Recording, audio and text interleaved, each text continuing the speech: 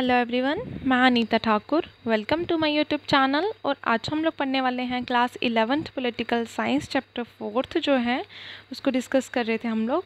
तो आज हम लोग उसका नेक्स्ट टॉपिक डिस्कस करेंगे, executive at the state level.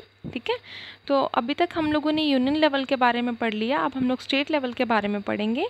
तो यहाँ पर बताया गया है कि जो पार्लियामेंट्री एग्जीक्यूटिव है वो मतलब जैसे जैसे यूनियन लेवल पे होता है, सिमिलर स्टेट लेवल पे भी वैसा ही होता है, लेकिन कुछ उसमें वेरिएशंस होती हैं, मतलब कुछ उसमें डिफरेंसेस होते हैं।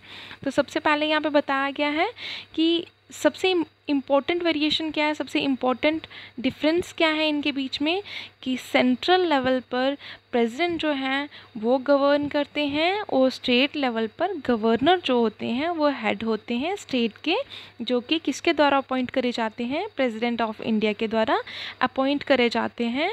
और उनको एडवाइस कौन पे करता है, उनको सेंट्रल गवर्नमेंट एडवाइस करते हैं। और थर्ड पॉइंट में बताया गया है, जबकि हमें पता है कि स्टेट लेवल पे चीफ मिनिस्टर होते हैं, जैसे कि यूनियन लेवल पर प्राइम मिनिस्टर वर्क करते हैं, वो लीडर होते हैं मेजॉरिटी पार्टी के असेंबली में से, और गवर्नर जो हैं उनके पास चीफ मिनिस्टर से ज़्यादा पावर्स होती हैं। क्लियर है। नेक्स्ट यहाँ पर बताया गया है लास्ट पॉइंट में, मेन प्रिंसिपल ये होता है कि एक पार्लियामेंट्री सिस्टम को स्टेट लेवल पर भी ऑपरेट किया जाता है। अब नेक्स्ट यहाँ पर बताया गया है परमानेंट एग्जीक्यूटिव की बात हो रही है। अभी तक हम लोगों ने पॉलिटिकल एग्जीक्यूटिव की बात करी, जिसमें हम लोग को ये पता चलता है कि ये जो पॉलिटिकल एग्जीक्यूटिव होता है उसमें इलेक्शंस होते हैं, जिनमें हम लोग लीडर्स को चूज़ करते हैं, अपने रिप्रेजेंटेटिव को चूज़ करते हैं। और परमानेंट एग्जीक्यूटिव जो होता है उसमें हम लोग क्या करते हैं, जो सिविल सर्वेंट्स होते हैं, एक ट्रेंड या फिर हम लोग स्किल्ड बोल सकते हैं, उनको रिक्रूट करते हैं पर्सन्स को for the welfare of the people. ठीक है, तो अब यहाँ पर जैसे बताया गया है एग्जीक्यूटिव क्या है, सेकंड ऑर्गन है हमारी गवर्नमेंट का। ठीक है, और उसमें कौन होते हैं, प्राइम मिनिस्टर होते हैं और कुछ अदर मिनिस्टर्स होते हैं। और ये एक बहुत बड़ी ऑर्गेनाइजेशन होती है जिसे ब्यूरोक्रेसी कहा जाता है या फिर एडमिनिस्ट्रेटिव मशीनरी कहा जाता है। तो अगर हम लोग बात करें डेमोक्रेसी में, तो डेमोक्रेसी में जितने भी इलेक्टेड रिप्रेजेंटेटिव्स होते हैं, मतलब जिनको हम लोग चूज़ करते हैं, और जितने भी मिनिस्टर्स होते हैं वो इंचार्ज होते हैं, किसके इंचार्ज होते हैं, वो गवर्नमेंट के इंचार्ज होते हैं। और वो क्या करते हैं, एडमिनिस्ट्रेशन को रन करते हैं। किसके कंट्रोल में होता है, वो ओवरऑल एग्जीक्यूटिव जिसको हम लोग क्या बोलते हैं, परमानेंट एग्जीक्यूटिव के कंट्रोल में होता है ये पूरा एडमिनिस्ट्रेशन, और उसको सुपरवाइज किया जाता है। नेक्स्ट यहाँ पर बताया गया है, ये जो लेजिस्लेचर होता है उसके पास भी कुछ पावर्स होती हैं जो कंट्रोल करता है किसको, एग्जीक्यूटिव को, क्योंकि कहीं ना कहीं जो भी रूल्स एंड रेगुलेशंस फॉर्म करे जाते हैं लेजिस्लेचर के द्वारा, उनको एग्जीक्यूटिव को क्या करना होता है, इम्प्लीमेंट करना होता है। ठीक है, और नेक्स्ट पॉइंट में बताया गया है, अगर कोई भी एडमिनिस्ट्रेटिव ऑफिसर, मतलब अगर कोई भी परमानेंट एग्जीक्यूटिव जो है वो किसी भी तरह की एक्ट की वॉयलेशन करता है, जो भी पॉलिसीज़ बनाई गई हैं लेजिस्लेचर के द्वारा, तो उसके अगेंस्ट क्या किया जाएगा, स्ट्रिक्ट एक्शन लिया जा सकता है। नेक्स्ट बताया गया यहाँ पर कि जितने भी मिनिस्टर्स होते हैं उनकी ये रिस्पॉन्सिबिलिटी होती है, उनकी ये जिम्मेदारी होती है कि उनको एक पॉलिटिकल कंट्रोल जो है वो एडमिनिस्ट्रेशन पर बना कर रखना होता है। उसके बाद यहाँ पर बताया गया कि इंडिया जो है वहाँ पर उन्होंने क्या किया, एक ऐसा सिस्टम इस्टेब्लिश कर रखा है जिसमें उन्होंने प्रोफेशनल्स को इंक्लूड कर रखा है, जो प्रॉपर एक एडमिनिस्ट्रेटिव मशीनरी को रन करते हैं। मतलब प्रोफेशनल्स को अलॉट करी जाती है पोस्ट, जिनके अकॉर्डिंगली वो पब्लिक वेलफेयर के लिए काम करते हैं। तो चलिए अब थोड़ा सा इसको थोड़ा डिटेल में पढ़ लेते हैं। इंडियन ब्यूरोक्रेसी में कौन कौन लोग इन्वॉल्व होते हैं, कौन कौन से लोग इसमें मतलब कंसिस्ट होते हैं। तो इसमें ऑल इंडिया सर्विसेज जो हैं उसके जितने भी रिक्रूटेड पर्सन्स होते हैं वो इंक्लूड होते हैं। स्टेट सर्विसेज के लोग आते हैं इसमें, मतलब स्टेट सर्विसेज जितनी हैं उसके थ्रू हम लोग इन ब्यूरोक्रेट्स को रिक्रूट कर सकते हैं।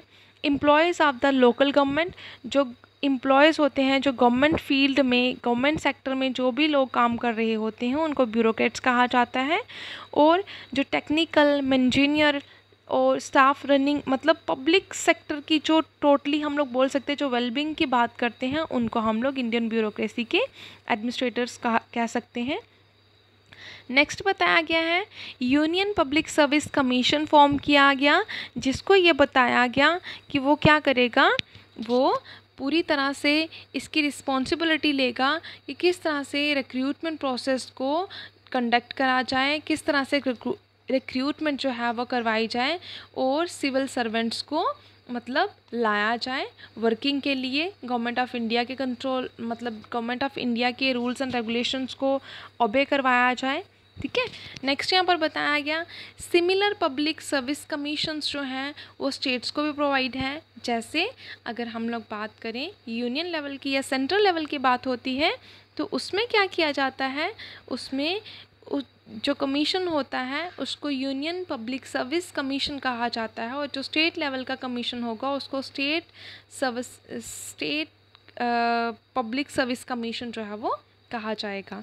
नेक्स्ट यहाँ पर बताया गया है जो मेंबर्स होते हैं पब्लिक सर्विस कमीशंस के, उनको एक फिक्स्ड टाइम पीरियड के लिए अपॉइंट किया जाता है, और उनका रिमूवल या सस्पेंशन जो है वो अगर करवाना हो या मतलब उनको रिमूव करना हो तो सबसे पहले उनका सब्जेक्ट जांचना होता है, मतलब उनके ये पता करना होता है कि उनका कसूर क्या है, या फिर हमें ये पता करना होता है कि उनकी इनकैपेसिटी कहाँ शो हुई, और अगर उनकी इनकैपेसिटी जो है वो प्रूव हो जाती है सुप्रीम कोर्ट में, उसके बाद उनको रिमूव कर दिया जाता है। ठीक है। नेक्स्ट यहाँ पर बताया गया है ये जो ब्यूरोक्रेसी है वो एक ऐसा इंस्ट्रूमेंट है जिसके द्वारा वेलफेयर पॉलिसीज़ फ्रेम करी जाती हैं, और जो कहीं ना कहीं गवर्नमेंट के द्वारा जो बनाई जाती हैं पॉलिसीज़ उनको एग्जीक्यूटिव जो है, ये जो परमानेंट एग्जीक्यूटिव है या फिर ब्यूरोक्रेसी या एडमिनिस्ट्रेटर या ब्यूरोक्रेट्स जो हैं वो क्या करते हैं, वो लोगों तक पहुंचाते हैं इन पॉलिसीज़ को, प्रोग्राम्स को। नेक्स्ट यहाँ पर बताया गया है ब्यूरोक्रेसी जो है वो इनसेंसिटिव है, इनसेंसिटिव इन द सेंस कि वो असंवेदनशील है। इसका मतलब ये हुआ कि वो लोगों की रिस्पॉन्सिबिलिटीज़ या फिर लोगों के प्रति अकाउंटेबल नहीं है, उनकी डिमांड्स को, उनके एक्सपेक्टेशंस को वो फुलफ़िल नहीं करती है। तो चलिए आप लास्ट पढ़ते हैं यहाँ पर क्या बताया गया कि किस तरह से कैसे ये एक्सपेक्टेशंस जो हैं ऑर्डिनरी सिटीजन्स की वो सेंसिटाइज्ड करी जाएं, मतलब किस तरह से उनको फुलफ़िल किया जाए, या फिर हम लोग किस तरह से इनको देख सकते हैं कि कैसे उनकी नीड्स को मतलब फॉरबिड करा जाता है, उनको नकारा जाता है, डिनाई करा जाता है। तो यहाँ पर जैसे बताया गया है अगर एक डेमोक्रेटिकली इलेक्टेड गवर्नमेंट है वो मतलब कहीं ना कहीं हम लोग बोल सकते हैं कि गवर्नमेंट को कंट्रोल कौन करेगी, ब्यूरोक्रेसी करेगी ऑब्वियसली। देन उसके बाद यहाँ पर बताया गया कुछ प्रॉब्लम्स जो हैं वो इफ़ेक्टिवली हैंडल जो हैं वो करी जा सकती हैं, है ना।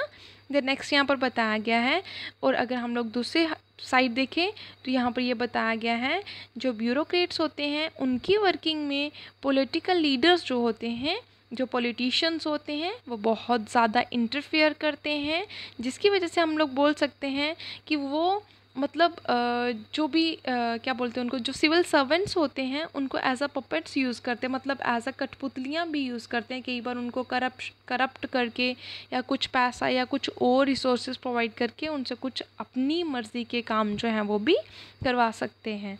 लेकिन और यहाँ पर बताया गया जबकि हमारे कॉन्स्टिट्यूशन ने क्या किया है, एक ऐसी मशीनरी बनाई है जो टोटली क्या है, इंडिपेंडेंट है, जिसमें इंडिपेंडेंटली रिक्रूटमेंट होती है। लेकिन कुछ लोग ये भी सोचते हैं कि यहाँ पर ऐसा कोई प्रोविज़न नहीं है जो सिविल सर्वेंट्स को प्रोटेक्ट करता है, और मतलब जो सिविल सर्वेंट्स को पॉलिटिकल इंटरफेरेंस से प्रोटेक्ट करके रखता है, और उनकी ड्यूटीज़ को परफॉर्म करने के लिए भी कहीं ना कहीं मतलब पॉलिटिकल लीडर्स की हेल्प लेनी पड़ती है। और कुछ लोग तो ये भी सोचते हैं कि बहुत सारे ऐसे प्रोविज़न, मतलब ऐसा कोई प्रोविज़न ही नहीं है जिससे कि जो ऑर्डिनरी सिटीजन्स हैं उनके लिए ब्यूरोक्रेसी अकाउंटेबल हो, मतलब ब्यूरोक्रेसी जो है वो भी उनके लिए ही वर्क करती है जो थोड़े रिच हैं और जो अपनी वॉइस रेज करते हैं। जो लोग जिनको पता ही नहीं है आप गवर्नमेंट की पॉलिसीज़ प्रोग्राम्स के बारे में, उनके लिए वो बिल्कुल भी कोई बातचीत नहीं करते हैं।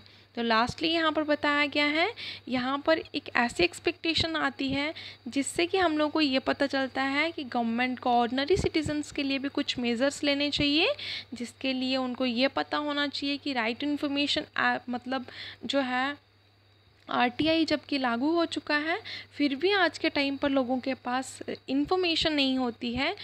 किसके बारे में इंफॉर्मेशन नहीं होती है, कौन कौन से प्रोग्राम्स लॉन्च करे गए हैं, कौन कौन से न्यू इनिशिएटिव्स लिए गए हैं हमारी गवर्नमेंट के द्वारा, और कौन कौन सी वेलफेयर स्कीम्स जो हैं वो चलाई जा रही हैं। तो इससे हम लोग को ये पता चलता है कि हमारी ब्यूरोक्रेसी जो है वो थोड़ी क्या होगी, रिस्पॉन्सिव होगी और अकाउंटेबल होगी। आई होप आप लोगों को समझ में आया होगा। Thanks for listening and may God bless you all.